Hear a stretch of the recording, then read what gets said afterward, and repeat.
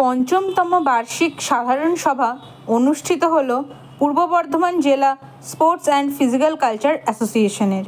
রবিবারে এই সভায় সংগঠনের নতুন জেলা কমিটি গঠনের জন্য নির্বাচিত হয়। কালনা, কাটোয়া ও বর্ধমান মহকুমা থেকে সংস্থার 23 জন সদস্য অংশগ্রহণ করেন।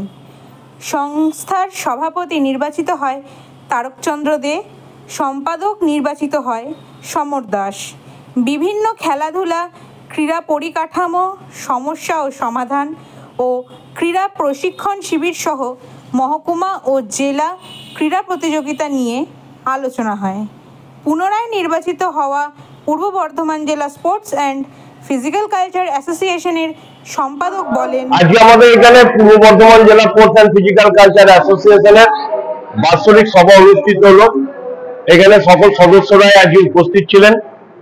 বিভিন্ন লক্ষ্য নিয়ে, আগামী যে বছরগুলো বিভিন্ন লক্ষ্য নিয়ে আমরা আজকে আলোচনা করলাম।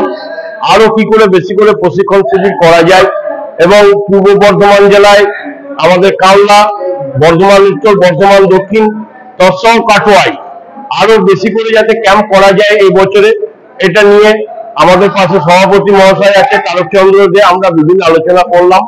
আশা রাখছি আগামী দিনে এই বছরে আমরা আরো বেশি করে ছেলে মেয়েদের খেলাধুলার জন্য আরো বেশি কিছু করতে পারবো, ছেলে মেয়েরা আরো সফলতা অর্জন করতে পারে, তার জন্য আমরা সমস্ত রকম ভাবে তাদেরকে সহযোগিতা করব।